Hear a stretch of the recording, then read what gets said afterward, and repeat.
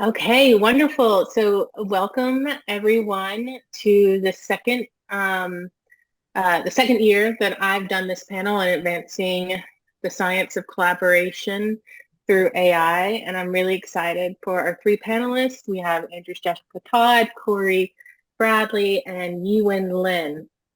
And the format of this panel will be ideally a really stimulating and organic conversation around critical topics of collaboration and AI, both regarding our own research, so no presentations or anything like that.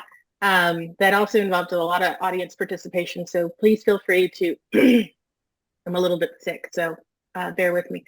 But please feel free to put your questions into either WOBA, which I will try to keep monitoring, or the Zoom platform. And the panelist and I will both be monitoring that. So before we dive into our conversation and questions, I think it would be a great idea for us to hear from our panelists briefly. Please introduce yourselves and tell us a little bit about your research as it relates to this topic of collaboration, advancing the science of collaboration through AI. Thank you. And I guess we'll start. How about Corey? Do you want to take us off? Sure. So my name's Corey Brady. I'm at Southern Methodist University in Dallas, Texas, in the U.S. And my research before kind of engaging with AI has always been around group-centered design in STEM learning environments. So thinking about how groups of students, whether in school or out of school, can model complex systems that they're interested in, often by enacting them. So that can be theatrical and embodied, or it can be through virtual networked environments.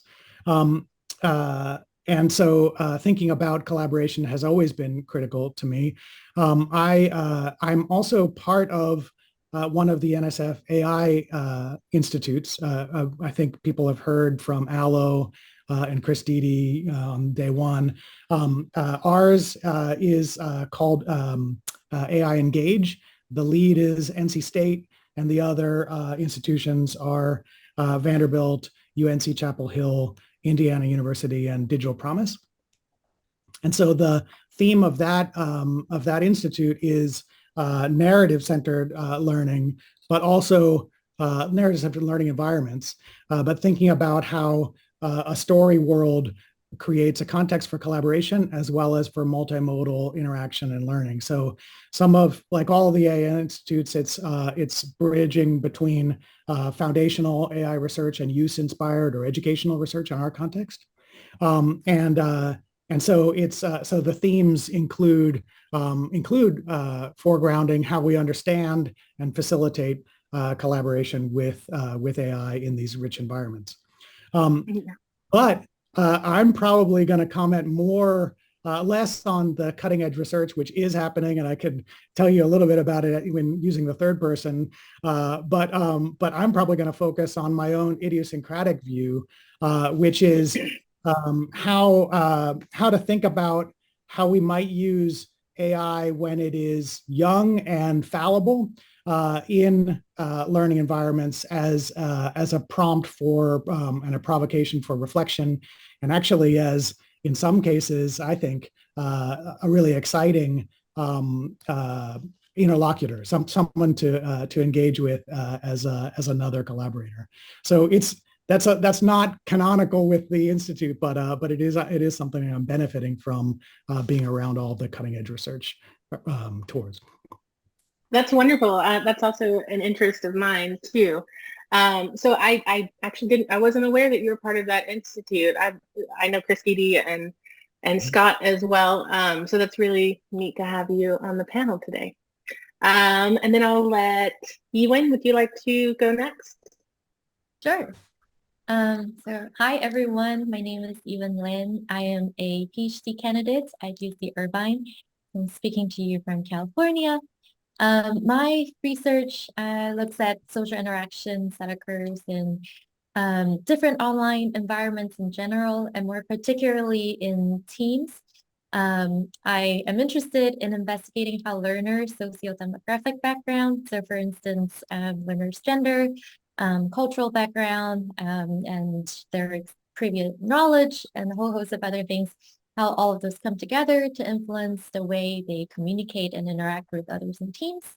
What kinds of group factors, so for instance, the levels of diversity and compositions in teams might have an impact on team dynamics. And finally, what kinds of interactions and team structures are conducive to learning outcomes and learners' experiences. And specifically, I'm very interested in investigating what does it mean to facilitate a more equitable teamwork, and how do we measure them, and how do we get there to help cultivate a more diverse and also inclusive environment for all different learners. Yeah, so I think that's my introduction, and lovely to join the conversation. Wonderful. I'm excited to have you on board. And last but not least, Dr. Jessica Andrews-Todd. Hello, I'm a managing senior research scientist at an educational testing service in the U.S. in Princeton, New Jersey. And my work is generally around collaborative problem solving specifically. And since I work at educational testing service, a lot of the work that I do is centered around assessment. So how we might think about measuring or assessing collaborative problem solving as a skill. So we think about how we might design digital learning or assessment environments that are appropriate for assessing collaborative problem solving, how we might make sense of data that are generated in these kinds of assessments, and how we might report about what students know and can do with respect to their collaborative behaviors. And then a second line of work is more on the learning and memory side. So thinking about how we might learn accurate and inaccurate information through our collaborative experiences with other people. Wonderful, wonderful. So I will also do a brief introduction for myself. I'm Nia Nixon, previously Nia Dowell, which is still what my website says because I haven't updated anything. But I'm an assistant professor at the University of California, Irvine, and director of the Language and Learning Analytics Lab, which we call the LaLa Lab. I'm also vice president for SOLAR, the Society for Learning Analytics and Knowledge. And I came up with this panel last year because this is a topic that's extremely interesting to me and relevant for our own research in my lab. The majority of that research centers around how do we start to quantify and model critical processes that take place when humans engage. And I'm really interested in multi-party interactions with both human on human and human AI teaming more recently. But in particular, how do we quantify cognitive, social, and affective processes? And in our lab, we do that a lot with AI. So we use a lot of computational linguistics, machine learning to understand these dynamics on a more micro level as they take place over time in a conversation, and then roll that information up to understand various outcomes for individuals within a team and also at the team level. And more recently, we've started to think about how do we use that information to improve interaction. So this would be using AI to provide feedback, to help students engage in more productive ways and more inclusive and equitable ways that kind of make everybody feel good when they leave a conversation and excited to continue to collaborate with people. So there are a number of ways, and even more number of ways now, that AI sort of can be used, and a number of ways that you guys are incorporating AI in your thinking around teams and collaboration. And that's why I thought this was such a interesting panel, because of the diversity in thinking about how we use AI to advance the science of collaboration, and to what extent this will allow us to transform existing theories, perhaps of collaboration, to understand and triangulate the challenges that are ahead of us, and we are currently, and we have been facing, and the potential for sort of, the pie in the sky, if we could attack or address all of these challenges, what could we really do? What is the limit of AI and collaboration in terms of both theory and practice? So with that, I will pause and say again to the audience, we're really excited to have all of the panelists here. Please put your questions in WOVA or Zoom. As we go on, I have several questions for the panelists that I shared with them a few weeks ago. So we'll start there, but you can put your questions in the chat section on Zoom or in the WOVA app, because I'll have that up on my phone. So welcome again. I think one place I'd like to start is sort of situating your thinking a bit more. So we just heard great introductions about you and your research around this topic. I'd like to get a little bit more concrete and see if you can share some examples from your work or research where AI has played a really pivotal role in advancing your understanding of collaboration dynamics, and what were some of the key insights that you gained from these applications. And again, I think this is a nice opportunity. I don't know that we all need to answer every single question, but obviously this question is unique to each of you. But in the future, feel free to just build on each other's answers and so forth. Okay, so does anybody want to start with that question?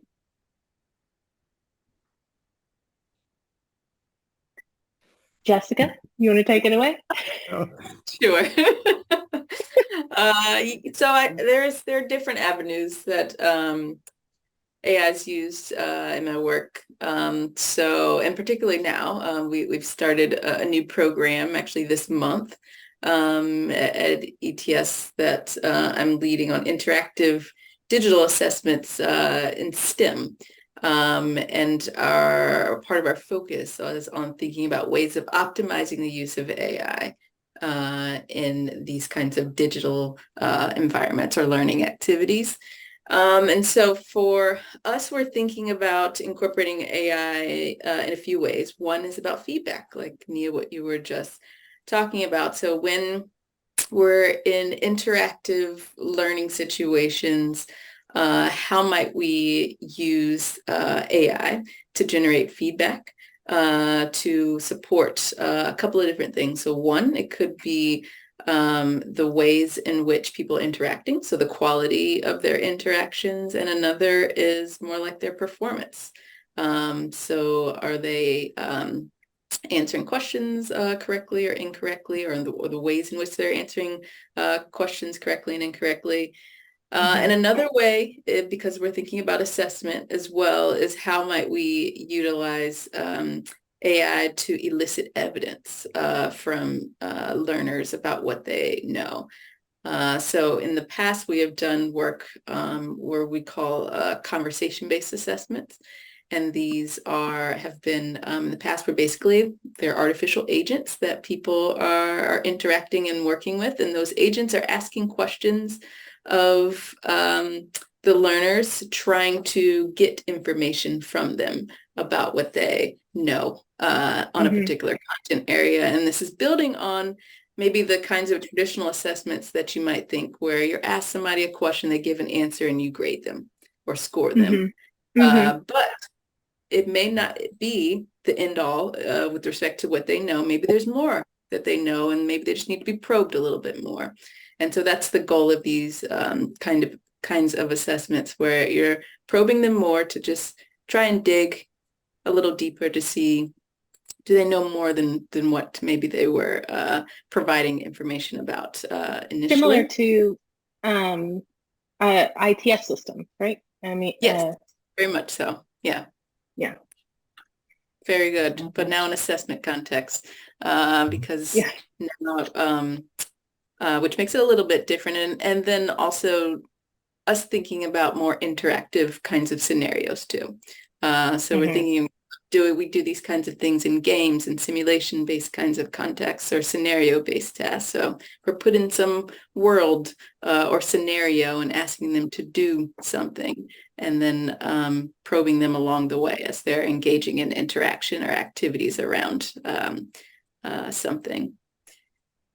That's super fascinating. So I was just gonna, in your view, I know this is a very early project, but what is the AI? What does it look like in this context, or how are you envisioning this? Is this because you're right, there is a huge spectrum of how AI could facilitate feedback or assessment in that context. It could be everything from just like pop-ups to an actual, humanoid teammate. How are you kind of thinking about that right now? Yes, good question. So for the work that we currently have, where we've basically been using regular expressions and latent semantic analyses, it's been sort of the back end Mm-hmm. for providing those probing questions of students, and that has come from like a physical agent, that an artificial agent or conversational agent that you would Okay. see in the environment that they're interacting with. And our thinking is that we probably maintain that in the newer work that we'd be doing, but updating the ways in which we're structuring that back end. So now that we have more capabilities with AI, thinking about prompt engineering now with something like a chat GPT and doing layering on the prompt, so sort of pushing the boundaries of prompt engineering in a way that we're Mm. utilizing multiple sources of evidence from students. So it might be, for example, if they're working on a graph and having conversations around that we gather evidence about what they're doing in the graph. So maybe they correctly plotted something on the x-axis, but Mm-hmm. incorrectly on the y-axis. So we have some probing about that, but also the explanation that they might give about their response.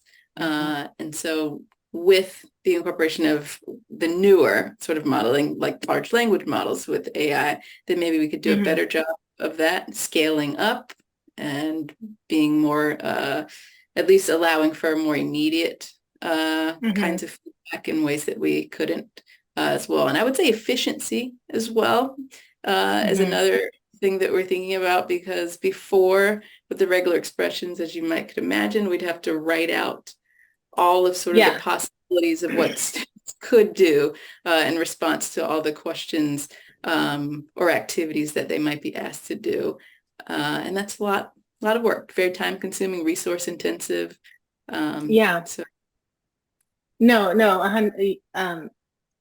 and with it's very time consuming, but also it can sometimes come, at least in my experience, come across not organic, so not like normal that, conversation, stilted, awkward, weird. And I think, the incorporation of large language models helps. It's a double-edged sword a little bit in that it can be difficult to do that with multi-parties because of mm-hmm. conversation degrade, but when you can get over that hump, it can, just like we've all experienced, be more fluid and normal, I guess, like conversation. Wonderful. Thank you, Jessica. I have a ton of follow-ups, but I want to allow our other panelists to jump in, and I think it'll naturally come out through the conversation. Yeah, yeah. Let me ask a follow-on or comment in a Yeah. follow-on way, because I think I feel like there's a lot of excitement that I share around the kind of interaction that you're talking about, Jessica. And yet, or and but there is. It feels like there's at least two kinds of challenges that are happening at the same time. One Mm. is the interactional challenge, Yep. where the embodied conversational agent is having to have a conversational exchange with the learner or learners. Mm-hmm. Um, that that isn't a transparent conveyance of ideas or information. Like there's friction and Yes. complexity there. But Yeah. before then, there's the interpretation that drives the contribution, right? So the conversational agent is backed by some noticing of what's going on in the environment, and then some interpretation of that noticing as having a meaningful Mm. evaluation to share. Mm-hmm. And then there's the when, right? Like not only does it have to interpret something that's happening and give it meaning, have an opinion about that meaning or a contribution that might impact the process that's going on. It has to do that at a given time and in a way that is that's not going to be disruptive of the process, right? Yeah. So like there's this whole family of Yes. problems, each of which is huge, right? A new and a really exciting area for basic research as well as for applied research. So like one of the things I'm curious, so like the way that I've responded to that is like panic and run away because it's too many things at once. And so my hope, so one of the things, like an example that's coming for us in this AI Institute is instead of trying to do something with live learners in real time and dealing with the conversational complexity, retreat to a video club where what you've got is a group of teachers looking at video that they've taken of their practice and offering interpretations. So now you have a group of humans that are looking at a not real-time setting and sharing and critiquing interpretations that each other have. There, I can imagine a very flawed AI conversational agent still being at least not damaging, but even potentially productive because they're not good, right? Like because the insight that the computer noticing is different enough from the teacher noticing, it might provoke the teacher noticing to go wider and pick up things that otherwise wouldn't be part of the in-speak of the kind of we start to notice the same kind of things because we've been working together in this video club. And so I have a kind of hope that even if we haven't solved all of those problems together, that we can have a productive contribution by AI and actually also start to learn because those comments that are not in front of real kids but are about real kids start to be really good at understanding how a human interprets things that are going on as they're going on and decides when they would call stop on the video as a moment to enter. So like, I'm hoping we can sneak up on some of the complexity without just waiting until we've got all of those things right to bring it online. I think those are wonderful. And I love the way you put that about deciding to run away and get scared because it is overwhelming, right? Because all of these are huge things. And I would add to that even this idea of getting at how we start to provide feedback that's beyond content-based feedback or knowledge-based feedback into the social dynamics of collaboration, which I was holding off to say this until, we can just talk about it a little bit. The nature of providing feedback fundamentally changes when it's social or socio-cognitive. And when you're trying to tell somebody how to negotiate appropriately, how to communicate appropriately with other team members or in an inclusive or equitable way, that's so personal. And beginning to train a model to do that appropriately and even know how that should be visualized or realized for students is just like huge. And I think in our lab, we're slowly but surely starting to think and kind of break it apart to try and do minor little, iterative experimentation to see like how these things land, how that type of feedback hits, so we can start to narrow that huge land field a little bit, because it seems like such a great opportunity at the same time. Like if we could overcome these things, it seems like it would be really great, noting that these are huge challenges. So Jessica, do you want to follow up on those great comments? Just to say that I agree that these are the challenges, and this is part of why we've formulated a whole research program around these kinds of activities, because it's a big enough problem to do, and in the same way that you say, like the thinking about that we need to interpret first and before we even provide feedback, then yes, that's part of the scope of work. Is first we need to detect what it is that we want to provide feedback on, and then figure out what that feedback looks like and when to provide it. And those are all questions and things we're still grappling with. Yeah. Yiwen, you want to jump in? Yeah, absolutely. I think we're already getting into a little bit about designing and feedback and designing agents who are actively engaging in the learning process. But a lot of what our research is doing is still at the beginning phase of just trying to understand what's going on and getting insights on what's happening there. And like what Jessica said, where do we need to provide any feedback or not?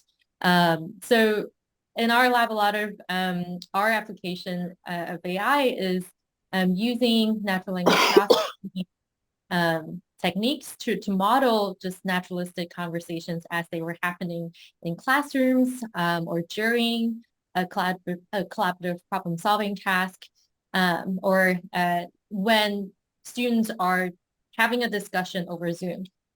So what's really powerful about AI these days is its capacity to, one, capture language that are being thrown into space, whether it's an online platform like Zoom, and quickly able to transcribe into text that we can then take away to analyze further, or even as we were speaking in a physical classroom, that we're able to pick up those conversations and turn it into a format that's that we can further analyze as well. So what we do is then to quantify those conversations in ways that computers can understand and give us what it recognizes and the patterns that it picks up from the team conversation and identify certain factors or maybe even roles that learner exhibit that may in some ways relate to a more productive team outcome if they were working towards a problem that has an end goal or an end answer, or how does that conversational pattern relates to, in general, more positive team experience that students report. And so AI has been super helpful in helping us to identify those areas that we can potentially offer some suggestions for improvement on. And in a way that we can now look at hundreds and thousands of groups.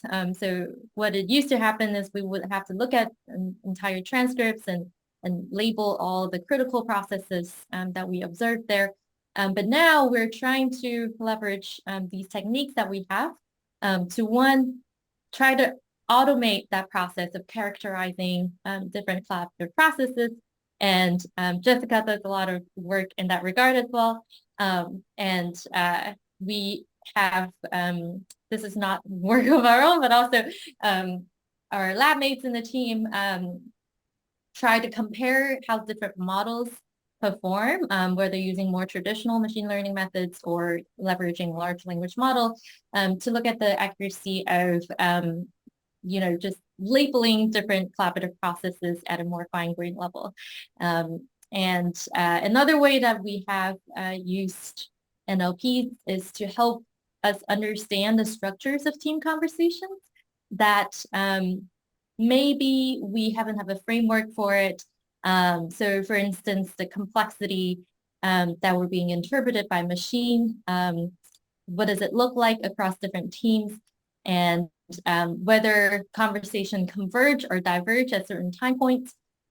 So we can use different models to look at many conversations across different teams by leveraging AI. And we have also looked at how topics emerge in a large numbers of discussions across large numbers of courses, and to model those changes of topics over time as well.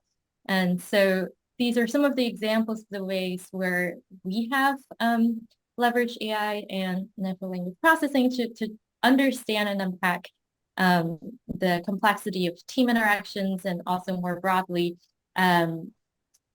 educational discourses in other types of learning environments like discussion forums or more real-time interactions as well. So those are the areas that I like to add. And in the past week, Nia and I were at this other academic retreat thing where someone came up to us and proposed this really interesting idea that I think in the future would be really cool to pursue, which is to understand what kinds of team communications might relate to creativity and innovation. What does a creative problem-solving communication look like, and what processes might lead to more creative output? So those are the kinds of things that I haven't seen a ton of research on with the integration of AI, for the fact that a lot of those conversations are generally more open and free-flowing and hard to identify what kind of process represents, not just problem solving, but also creativity. But I think those would be the areas of potential collaboration that would be really interesting in the future. I couldn't agree more, Yiwen, but I'm a little bit biased. I think that's all really, really fascinating, and I love that you brought in the conversations around creativity and innovation. And I think that opens us up to a wider kind of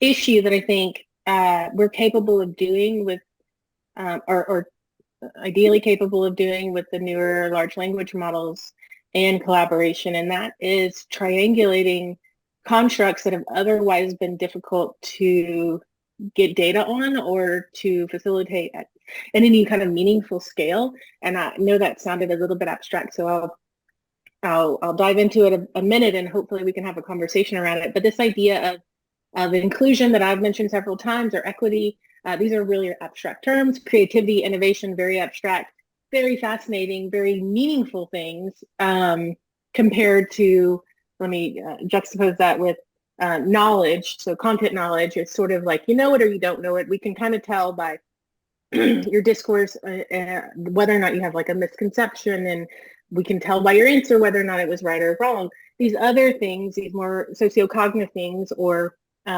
things that involve creativity, inclusion, and equity, they're very abstract. What I think we can do, and what we're working on, and I'd love to hear from everybody here around that, is how do we use AI as a teammate to help us understand those very creative conversations, those conversations that create really innovative or creative solutions to a problem.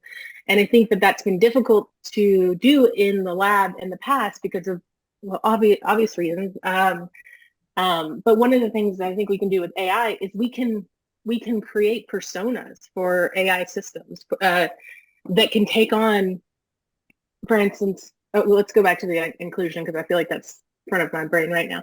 But say we have an AI teammate in a conversation, and maybe students don't know it's actually an AI, they just think it's another teammate.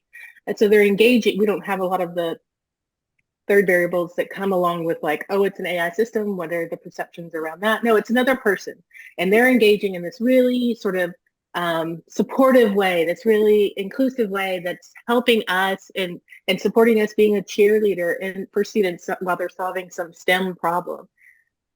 How does that change the outcome for individual students in terms of their what we call like STEM psychological dispositions, which is just like, you know, your sense of belonging, your self-efficacy, your propensity to like want to stay in STEM, these like other things that are not learning, as well as they're learning or problem solving, and the overall team level outcomes. When you have somebody in a team that is just sort of playing that role, I think that that's been obviously difficult in the past because we had to do that with a human if you really want to do studies like that. But we can do that now, ideally, or we're working towards that in our lab, doing things like that to try to understand these more abstract but very important aspects of team engagement, to understand what are the behaviors that lead to these, you know, what we call beneficial outcomes. So I guess I'll pause there, and I'd love to hear your thoughts.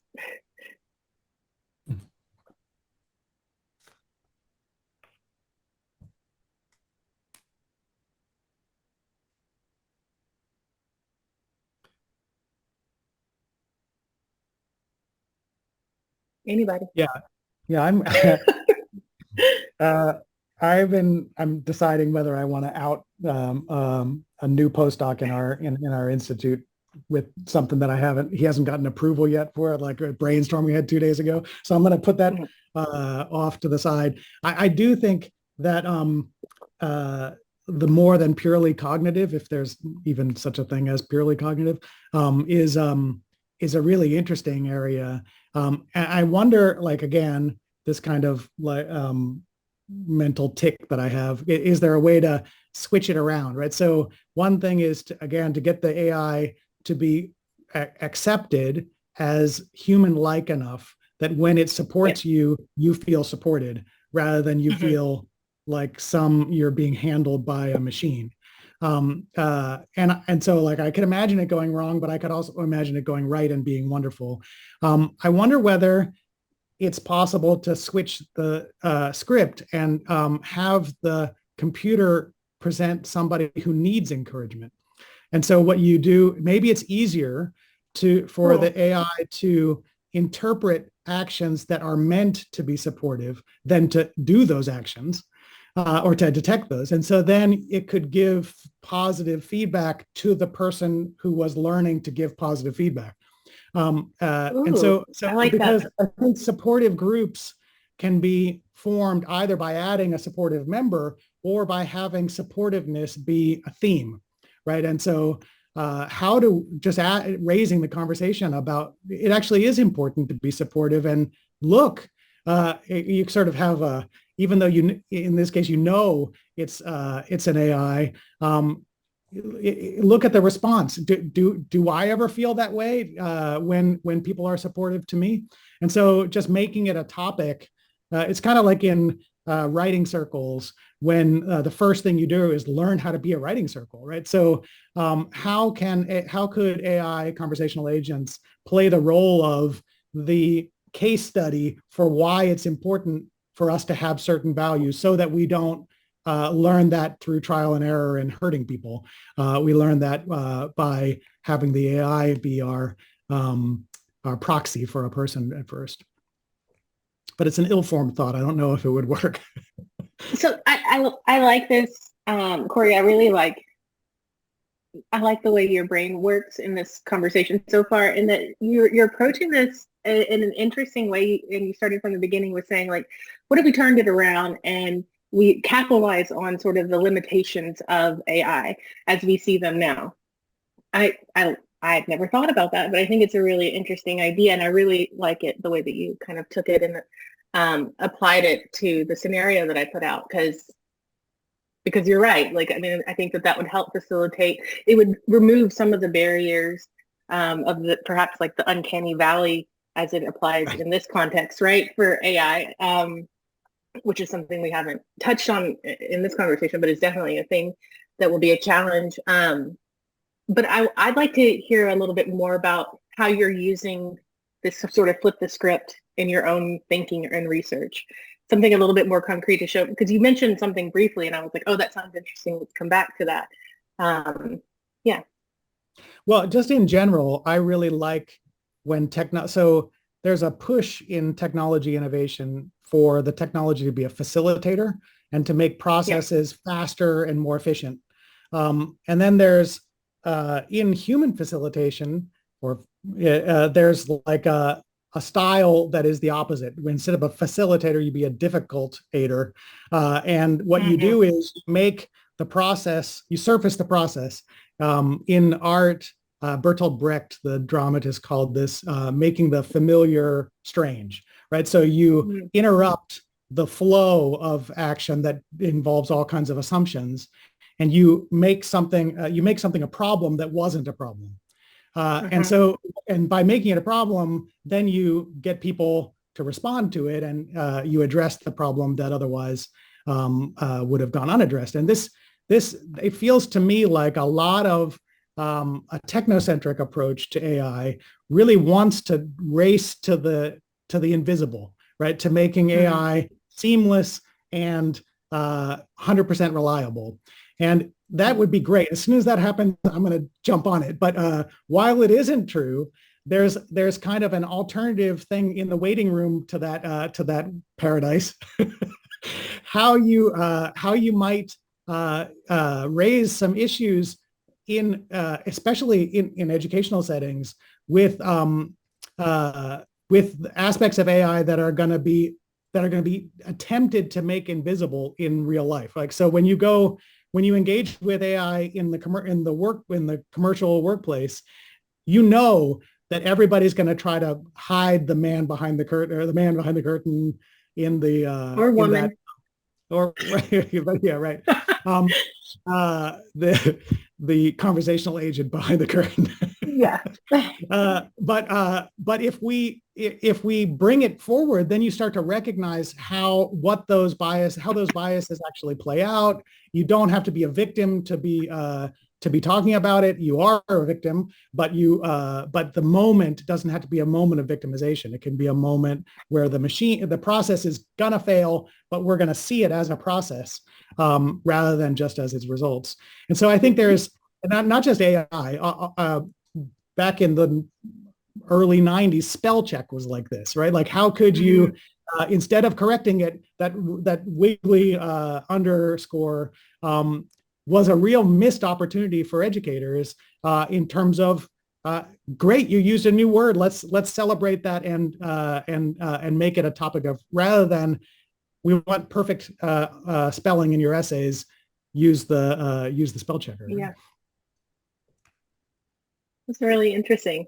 Now I'm thinking about ways to apply that in my own research, to try and think about turning this around a little bit. I'll pause right now and see if any of the other panelists want to jump on that, but we do have some questions coming in from the audience that we can start to address as well.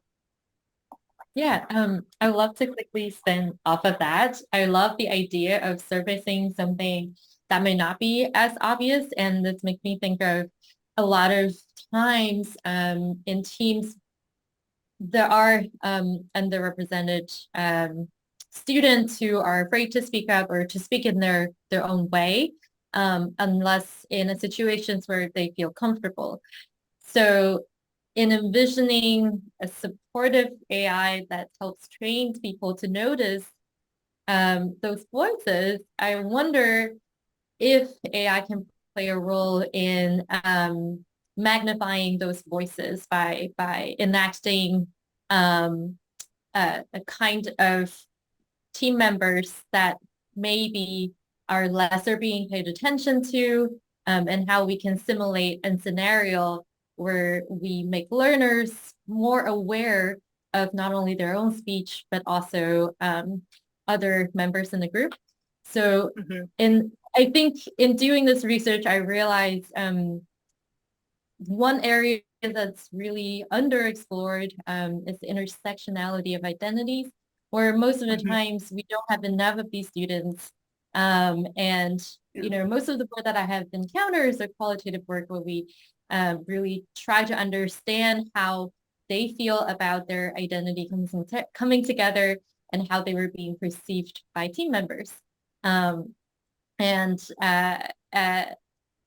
that might be an area, I don't know how feasible it is to generate an agent in some way that is more representative of the currently underrepresented student population.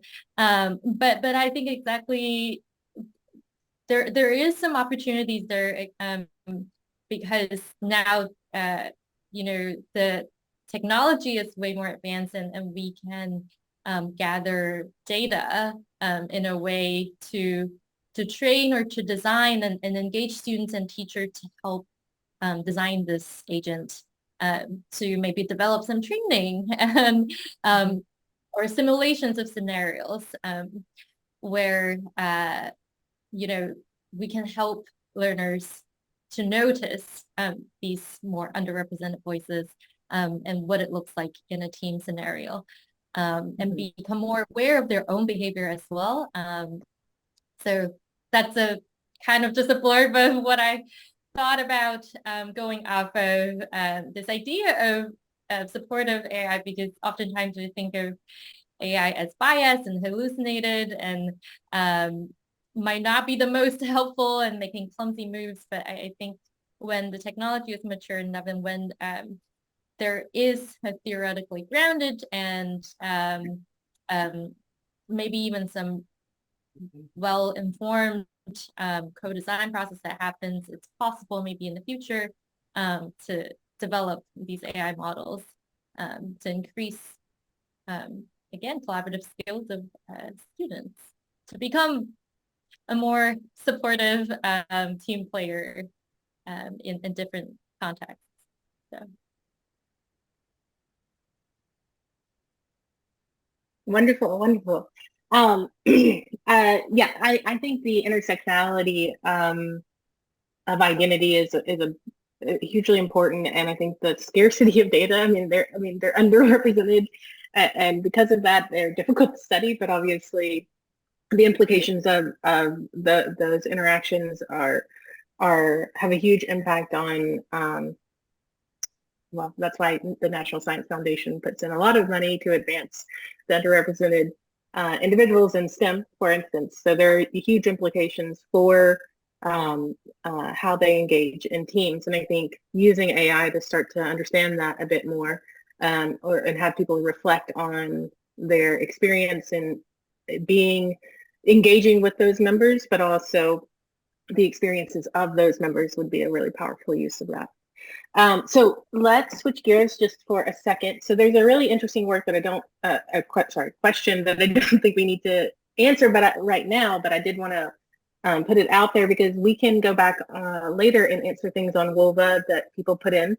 So what are some of the question is, what are some of the seminal works in this field?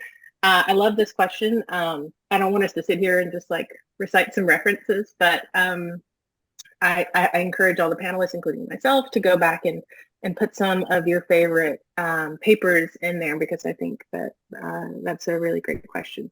So another question that we received is, how has AI been used / can be used to assess collaborative problem solving? If so, what are your thoughts on the use of it / potential use of it? I think this is a really good foundational question.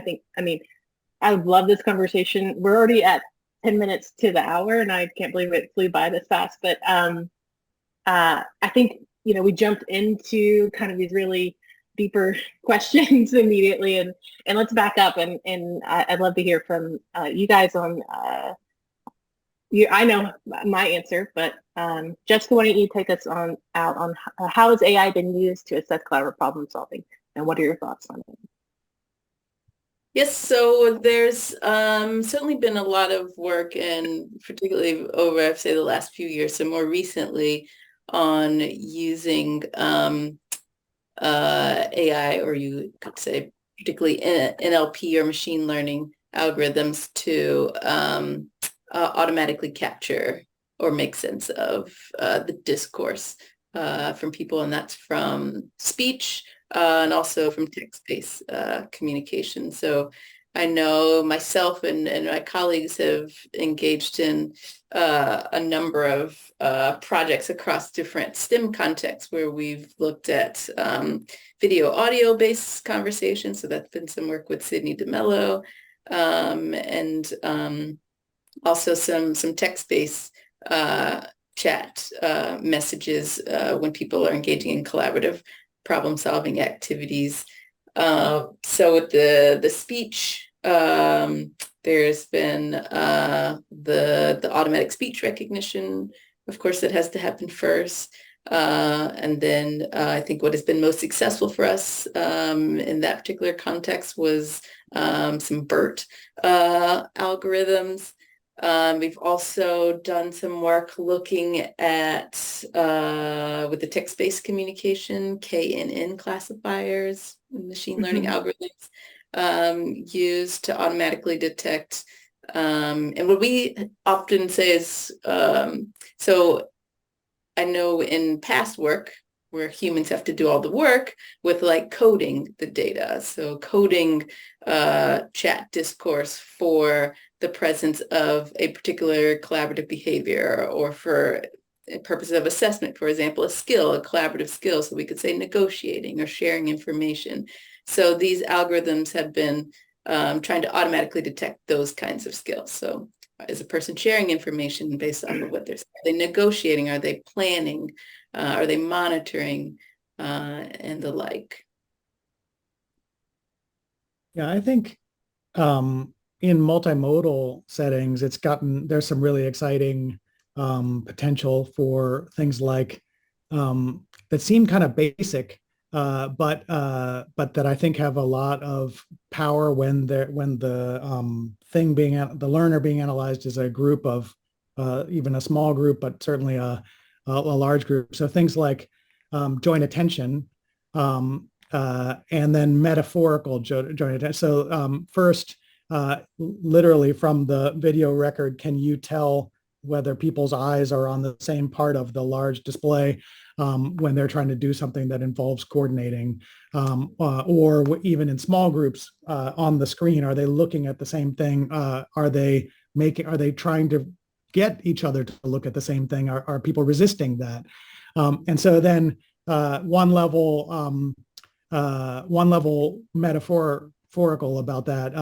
Are they taking the problem in the same way? So with computer vision, looking at projected affective states, are they in sync? Right. So then starting to move from the literal to the more abstract, right? Are they working together well? Do they have or do they show signs that they are not working together well is one way to look at that.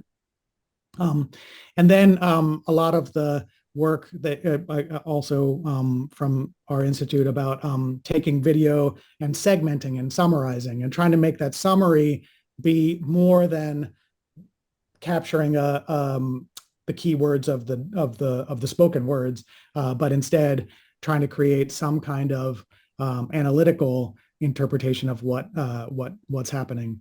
And so all of these are multi-leveled problems that are super exciting, but you can imagine how it would give you a perspective that as a teacher in the moment, there's no way you don't have the standing point to get that kind of information. And so anything we can get from that would be new input to the teaching and learning process.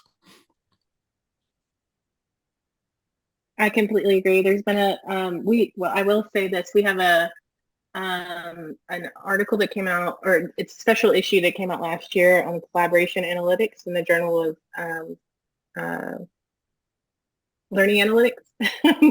This cold is getting the best of my brain in this moment.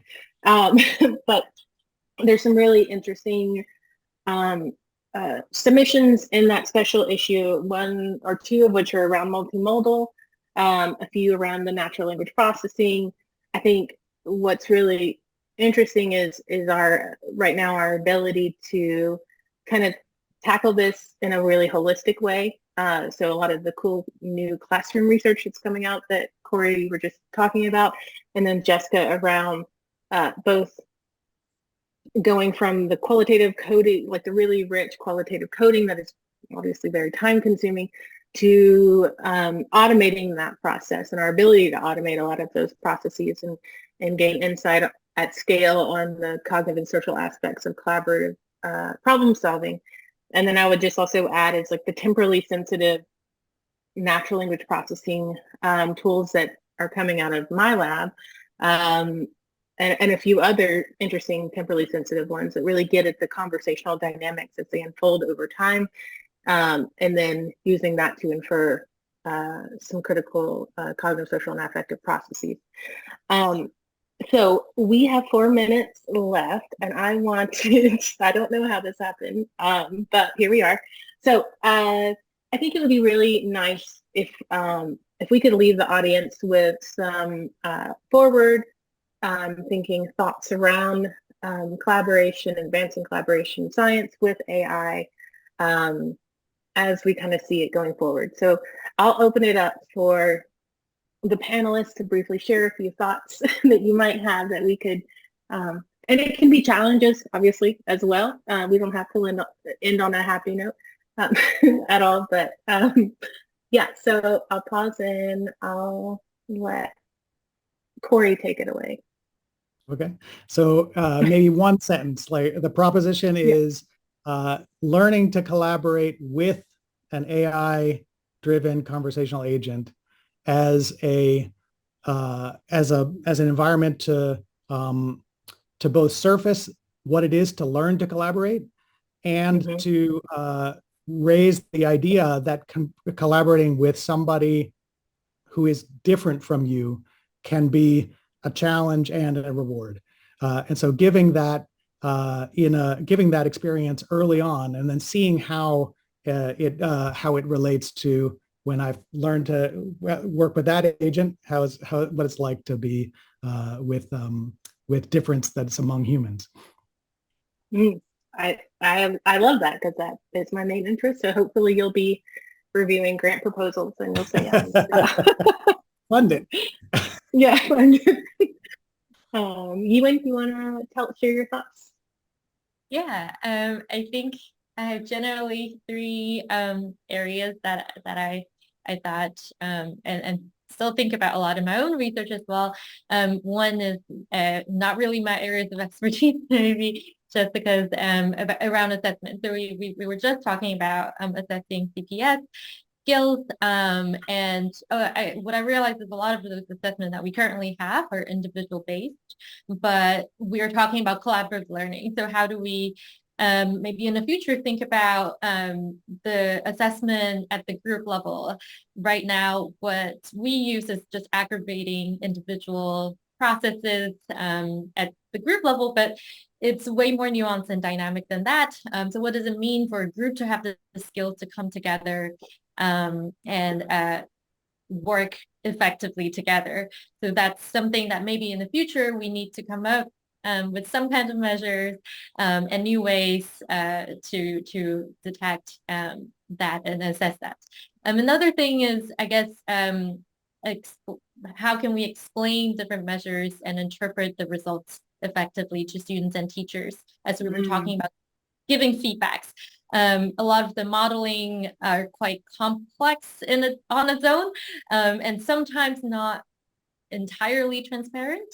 So how do we build this bridge from generating insights to making actionable impacts in actual teachings and learning? I think that's a lot of other researchers are also thinking in that area. But I think it's really crucial not only to have the ability to understand the processes, but also lead to actual impacts in the teaching and learning process.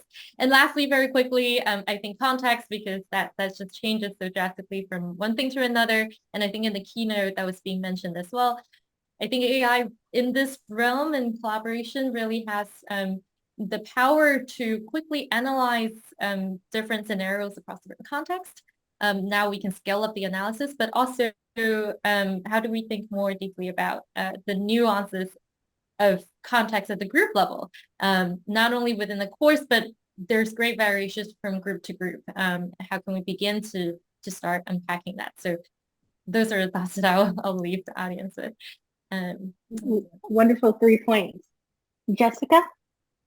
Yeah, I think I'll just end really quickly with some challenges that I think we have in all of this. And one has been mentioned previously that I know my team has been thinking about, and that is how, if we're thinking about AI in terms of conversational agents, how do we make it more like what a human might feel like in collaborating with that individual? And I think another thing is related to context, as Yiwen was just talking about, is thinking about cultural differences and what is good collaboration or interaction for people, and the way in which maybe different linguistic behaviors might be across different people.